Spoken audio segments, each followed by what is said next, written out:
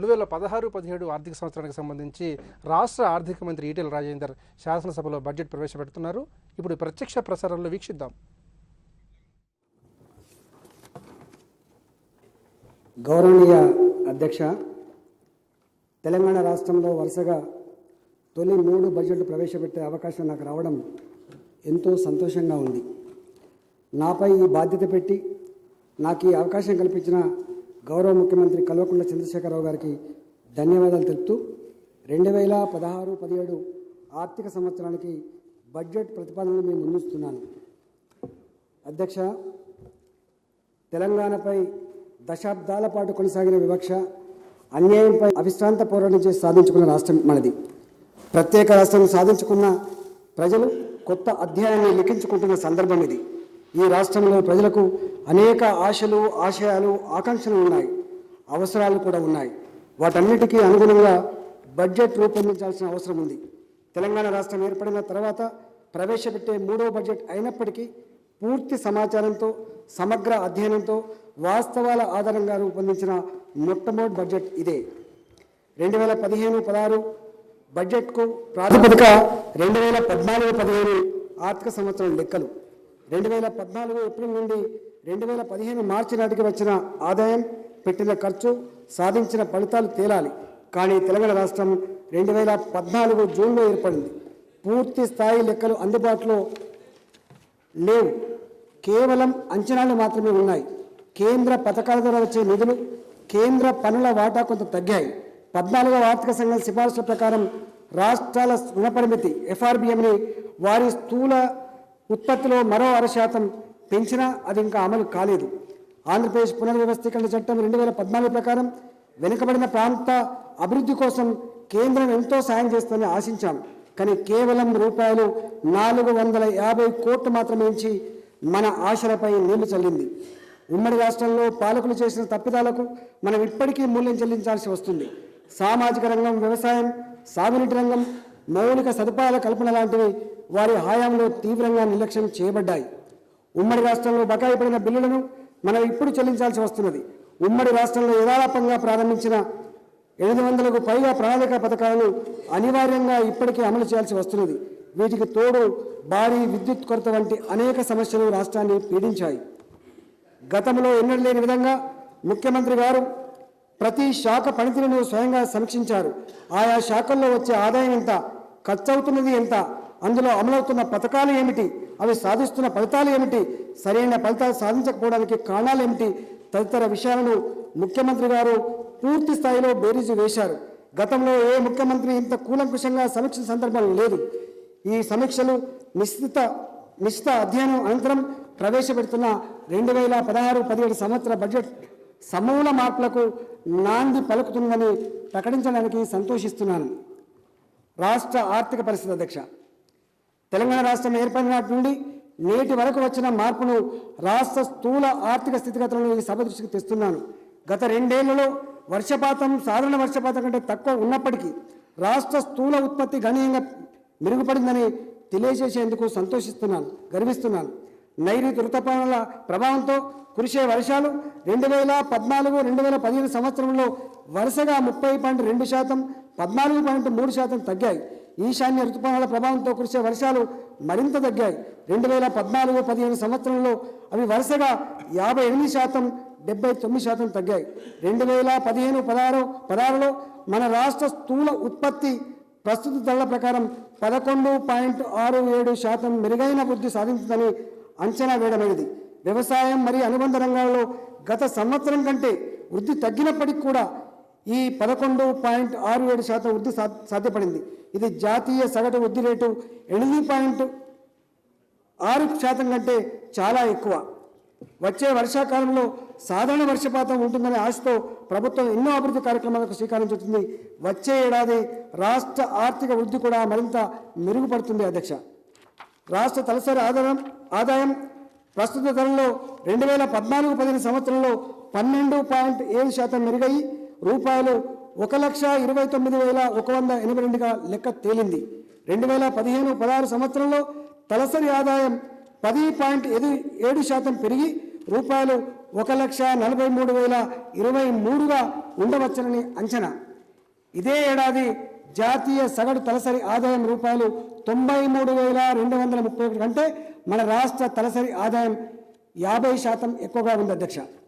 గతంలో తెలంగాణ ఆర్థిక స్థితి వాస్తవ సామర్థ్యం కంటే చాలా తక్కువ ఉండేది.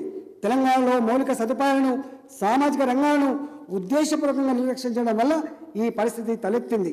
ఇక్కడ వనరులను అప్పటి ఉమ్మడి రాష్ట్రంలోని ఇతర ప్రాంతాల అభివృద్ధి కోసం తరలించేవారు.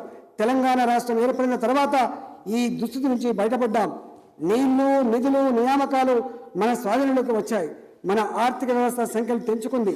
గత 2 ఏళ్ల వృద్ధి రేటును గమనిస్తే భవిష్యత్తులో రాష్ట్రం వృద్ధి పరుగులు తీస్తుందనే భరోసా కలుగుతున్నది. వ్యవసాయం, వ్యవసాయ అనుబంధ రంగాలు, పరిశ్రమలు, ఉత్పాదక రంగం, సేవల రంగాలు అన్నిట్లో ఆర్థిక అభివృద్ధికి ఉజ్వలమైన అవకాశాలు ఉన్నాయి అధ్యక్ష. గౌరవ సభ్యులకు గుర్తుండే ఉంటుంది, గౌరవ ముఖ్యమంత్రి కేసీఆర్ గారు ముఖ్యమంత్రిగా పదవి స్వీకరించిన తర్వాత ప్రజలను ఉద్దేశించి చేసిన మొదటి ప్రసంగంలో బంగారు తెలంగాణ సాధిద్దాం అన్నారు. ప్రజల బాధల నుంచి విముక్తులై ఆరోగ్యంగా, ఆనందంగా, సుసంపన్నంగా మారినప్పుడే బంగారు తెలంగాణ సాకారం అవుతుంది. బంగారు తెలంగాణ అనేది కేవలం నినాదం కాదు, తెలంగాణ రాష్ట్ర అపారమైన శక్తి సామర్థ్యాలను ప్రజల అవసరాలకు ఉపయోగపడేలా చేసేటువంటి మహాసంకల్పం. బంగారు తెలంగాణ కళ సాకారం చేసేందుకు అన్ని వనరులను, సామర్థ్యాలను రాష్ట్ర అభివృద్ధికి, సంక్షేమానికి వినియోగిస్తున్నాం. ఉమ్మడి రాష్ట్రంలో అణచివేతకు గురైన తెలంగాణ అస్తిత్వ, సంస్కృత వైభవాలను పునరుద్ధరించేందుకు శ్రమిస్తున్నాం. తెలంగాణ రాష్ట్రం ఏర్పడ్డాక కేవలం 21 నెలల్లోనే బంగారు తెలంగాణ సాధనకు అవసరమైన మార్పులు చేపట్టినాం. సంఖ్యల నుంచి స్వేచ్ఛా దిశగా, బలహీన పాలన నుంచి ప్రజా పరిపాలన దిశగా పయనిస్తున్నాం. వాగ్దానాలు చేయడం, పథకాలను రూపొందించడమే కాదు, ఆ పథకాలను సమర్థవంతంగా అమలు చేసి ఫలితాలను ప్రజలకు చేర్చడం మా లక్ష్యం. వాగ్దాన అమలు దిశగా వడివడిగా అడుగులు వేస్తున్నాం. అధ్యక్ష, ఆదాయ వనరులు, నిధుల వినియోగం, రాష్ట్రానికి వచ్చే ఆదాయం, కేంద్రం ఇచ్చే గ్రాంట్లు, కేంద్ర పన్నుల్లో రాష్ట్ర వాటాలతో పాటుగా స్థానికంగా ఉండే ఇతర ఆర్థిక వనరులపై కూడా ఇప్పుడు ఓ అవగాహన ఏర్పడింది. రాష్ట్రానికి పుష్కలమైన సహజ వనరులు ఉన్నాయనడానికి టీఎస్ ఐఐసి మచ్చుకు అమ్మిన కొన్ని భూములే ఉదాహరణ. ఎకరానికి 29 కోట్ల వరకు ధర పలికింది. 1000 కోట్ల విలువ ఉన్న 380 ఎకరాల భూమి మీద ఉన్న కేసును సుప్రీంకోర్టులో ప్రభుత్వం గెలిచింది. దాదాపు 4000 కోట్ల మేరకు వాణిజ్య పన్ను బకాయిలు వివిధ కేసుల్లో ఇరుక్కొని ఉన్నాయి. త్వరితగతిన వీటి పరిష్కారానికి ప్రభుత్వం అన్ని చర్యలు తీసుకుంటుంది. ప్రజల మీద పన్ను భారం మోపకుండానే అభివృద్ధికి కావలసిన నిధులను సమీకరించడం ప్రభుత్వ వ్యూహం. అభివృద్ధి నిధుల కోసం నిరంతరం నిరీక్షణ. ఒకనాడు తెలంగాణ రాష్ట్రం ఏర్పడితే నిధుల కొరత ఉండదని, రాష్ట్రానికి ఉన్న ఆదాయ వనరుల్లో అభివృద్ధి, సంక్షేమ కార్యక్రమాలు అమలు చేయవచ్చని మేము ఆనాడే చెప్పాం. దాని ప్రకారమే మేము ఎన్నికల మేనిఫెస్టో కూడా రూపొందించాం. అనుకున్నది అనుకుంటున్నట్లే జరుగుతున్నది. మన వనరులు మన ప్రజల కోసం ఉపయోగించే అవకాశం వచ్చింది. మన కళ్ళ ముందే వాస్తవాలు కనబడుతున్నాయి. ప్రణాళిక పద్దు కింద ఇంత పెద్ద మొత్తంలో ఎప్పుడూ తెలంగాణకు ఖర్చు పెట్టలేదు. అంటే తెలంగాణ రాష్ట్రం ఏర్పడక ముందు బడ్జెట్ లెక్కలు తీసుకుంటే ఏ ఒక్క సంవత్సరం కూడా తెలంగాణ ప్రజల కోసం కనీసం 10,000 కోట్ల రూపాయలు ఖర్చు పెట్టిన సందర్భం లేదు అధ్యక్ష. అభివృద్ధి నిధుల కోసం తెలంగాణ ప్రజలు నిరంతరం నిరీక్షణ చేశారు. సమైక్య పాలనలో ప్రతి రూపాయికి తెలంగాణ బిచ్చమెత్తుకునే దుస్థితి ఉండేది.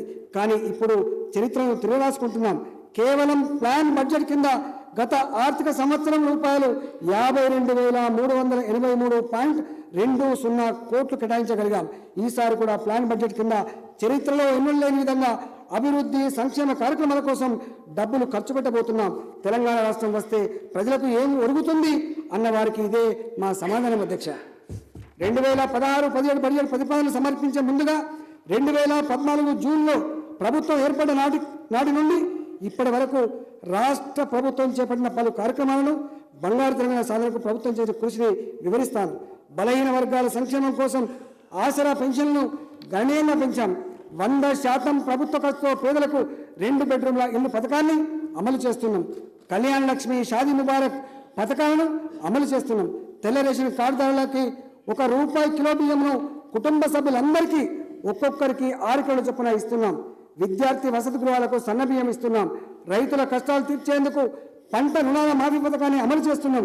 రాష్ట్రంలో ఉన్న 46,000 చెరువులను పునరుద్ధరించేందుకు మిషన్ కాకతీయ ప్రారంభించినాం.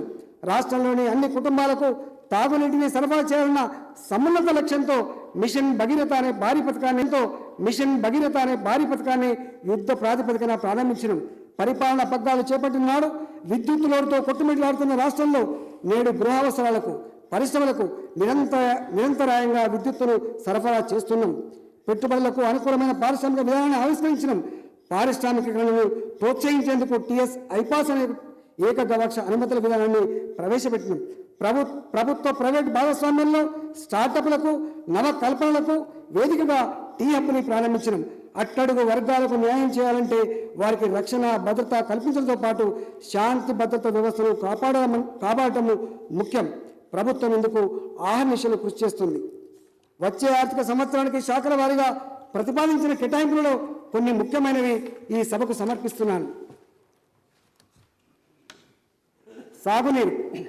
తెలంగాణ ఉద్యమ సందర్భంలోనే మేము చాలాసార్లు చెప్పాం, నదీ జలాల్లో మన వాటా ప్రకారం మనకు నీళ్లు వాడుకోలేకపోతున్నామని బాధపడ్డాం. గోదావరి, కృష్ణా నదుల్లో తెలంగాణ వాటా 1250 టీఎంసీలు, మరో 150 టీఎంసీలకు పైగా మిగులు జలాల్లో తెలంగాణ వాటా ఉంది. కానీ ఈ నీటిని వాడుకోవడానికి కావలసిన ప్రాజెక్టులు కట్టలేదు. సమైక్య పాలనలో ప్రాజెక్టులన్నింటినీ అంతర్రాష్ట్ర వివాదాల్లోకి నెట్టేశారు. వివాదాల సాకు చూపి ప్రాజెక్టులు పక్కకు పడేశారు. ఇది దురుద్దేశంతో చేసిన కుట్ర. తెలంగాణ రాష్ట్రం వస్తే తప్ప గోదావరి, కృష్ణమ్మను మన బీళ్లకు మల్లవని పాటలు పాడుకున్నాం. ఇప్పుడు జరుగుతున్నది అదే. తెలంగాణ రాష్ట్రం వచ్చిన తర్వాతే మన ముఖ్యమంత్రి కేసీఆర్ గారు ప్రాజెక్టుల రీడిజైనింగ్ చేపట్టారు, శాస్త్రీయంగా అధ్యయనం చేశారు. తెలంగాణలోని 1 కోటి ఎకరాలకు సాగునీరు అందించడం కోసం సరైన ప్రణాళికలు వేశారు. కర్ణాటక మరియు మహారాష్ట్ర ప్రభుత్వాలు అటు గోదావరి, ఇటు కృష్ణ వాటి ఉపనదుల మీద దాదాపు 400 బ్యారేలు కట్టుకున్నది. ఫలితంగా అటు ఎస్ఆర్ఎస్పీలో కానీ, ఇటు జూరాల్లో కానీ చుక్క నీరు లేని పరిస్థితిని ఏడాది మనం కళ్ళారా చూశాం. గోదావరి, కృష్ణా నదుల ద్వారా నీరు రావడం భవిష్యత్తులో కూడా గగనమే. ఇప్పుడు నీరు లభ్యమయ్యేది కేవలం ప్రాణహిత, ఇంద్రావతి నదుల ద్వారా మాత్రమే. అందుకే ఆ నీళ్లను ఒడిసి పట్టుకొని పంట పొలాలకు అందివ్వాలన్నదే ప్రాజెక్టుల రీడిజైనింగ్ లక్ష్యం. కేంద్ర ప్రభుత్వ రంగ సంస్థ అయిన వ్యాప్కోస్ ద్వారా కూలంకుష సర్వే నిర్వహించాం, లైడార్ సర్వేలు చేయించాం, అనుభవజ్ఞులైన ఇంజనీర్లతో, నిపుణులతో చర్చించాం. దాని ఆధారంగా సరైన ప్రణాళికలతో ప్రాజెక్టులు కట్టాలని నిర్ణయించాం. గోదావరి, ప్రాణహిత, పెనుగంగ నదులపై తలపెట్టిన ప్రాజెక్టుల విషయంలో మహారాష్ట్ర ప్రభుత్వం కూడా సహకరిస్తున్నది. గౌరవ ముఖ్యమంత్రి కేసీఆర్ గారు ఈ నెల 8న మహారాష్ట్రతో అంతర్రాష్ట్ర ప్రాజెక్టులపై చారిత్రాత్మక అవగాహన కుదుర్చుకొని వచ్చారు. 2 రాష్ట్రాలలో ఉన్న ఉమ్మడి సాగునీటి ప్రాజెక్టులకు సంబంధించిన అంశాలపై వచ్చే సమస్యలను సామరస్యపూర్వకంగా త్వరితగతిన పరిష్కరించుకునేందుకు అంగీకారం కుదిరింది. అందుకోసం ఉమ్మడి అంతర్రాష్ట్రీయ బోర్డును ఏర్పాటు చేస్తున్నాం. ఈ అవగాహన ఫలితంగా గోదావరిపై మేడిగడ్డ, ప్రాణహితపై తమ్మిడిహట్టి, పెనుగంగపై రాజుపేట, చనాక, కొరాట, పెన్ పహాడ్ బ్యారేజీల నిర్మాణానికి మార్గం సుగమమైంది. దక్షిణ తెలంగాణకు పాలమూరు ఎత్తిపోతల పథకం ద్వారా, ఉత్తర తెలంగాణకు కాళేశ్వరం ప్రాజెక్టు ద్వారా నీళ్లు ఇవ్వాలనే నిర్ణయం తీసుకున్నాం. అటు ప్రాణహిత ప్రాజెక్టు ద్వారా ఆదిలాబాద్ జిల్లాకు, సీతారామ ప్రాజెక్టు, భక్త రామదాసు ప్రాజెక్టు ద్వారా ఖమ్మం జిల్లాకు సాగునీరు అందిస్తాం. ఇప్పటికే నిర్మాణంలో ఉన్న భారీ మధ్యతర నీటి ప్రాజెక్టులను త్వరితగతిన పూర్తి చేస్తాం. భారీ మధ్యతర నీటి ప్రాజెక్టుతో పాటు చెరువుల పునరుద్ధరణ కోసం ప్రభుత్వం గట్టి చర్యలు తీసుకుంటుంది. ఏడాదికి 9,000 చెరువుల చొప్పున గత ఏడాది మొదటి విడత మిషన్ కాకతీయ ప్రజల భాగస్వామ్యంతో ఓ ఉద్యమంలా నడిచింది. 2వ విడత కూడా కొద్ది రోజుల్లోనే ప్రారంభం కానున్నది. తెలంగాణలోని 1 కోటి ఎకరాలకు సాగునీరు అందివ్వాలనే లక్ష్యంతో ప్రభుత్వం పనిచేస్తున్నది. ప్రాజెక్టుల నిర్మాణానికి మిషన్ కాకతీయ పనుల కోసం బడ్జెట్లో ఏకంగా 25,000 కోట్ల రూపాయలు కేటాయిస్తున్నాం. దేశ చరిత్రలో నభూతో నా భవిష్యత్ అనే విధంగా ఇంత పెద్ద మొత్తంలో సాగునీటి కోసం ఖర్చు చేసిన సందర్భం మరొకటి లేదు. దీన్ని బట్టి రైతులకు సాగునీరు అందివ్వడాన్ని ఈ ప్రభుత్వం ఎంత ప్రధానమైన కార్యక్రమంగా తీసుకుందో అర్థం చేసుకోవచ్చు అధ్యక్ష. సాగునీటి రంగానికి ప్రతిపాదించిన 25,000 కోట్లలో పాలమూరు రంగారెడ్డి లిఫ్ట్ ఇరిగేషన్ పథకానికి రూపాయలు 7,861 కోట్లు, కాళేశ్వరం ప్రాజెక్టుకు రూపాయలు 6,286 కోట్లు, సీతారామ మరియు భక్త రామదాస్ లిఫ్ట్ ఇరిగేషన్ ప్రాజెక్టులకు రూపాయలు 1,152 కోట్లు ప్రతిపాదిస్తున్నాం అధ్యక్ష. మిషన్ భగీరథ సృష్టికర్త KCR. Prevention is better than cure అని నానుడు అధ్యక్ష. తాగునీటి ద్వారా వచ్చే వ్యాధుల నివారణ రక్షిత మంచినీటి ద్వారానే మాత్రమే సాధ్యం. ప్రజారోగ్యం మెరుగుపరచుకోవడానికి ఇదొక మంచి మార్గం. గౌరవ ముఖ్యమంత్రి సిద్దిపేట శాసనసభ్యులుగా ప్రతి ఊరికి ప్రతి ఇంటికి నల్లా నీళ్లు 20 సంవత్సరాల క్రితమే ఇచ్చారు. ఈ పథకాన్ని రాష్ట్ర వ్యాప్తంగా విస్తరించాలన్న ఆలోచనకు రూపమే మిషన్ భగీరథ. తెలంగాణ ఆడపడుచులు వింద తల మీద పెట్టుకొని మైళ్ళ దూరం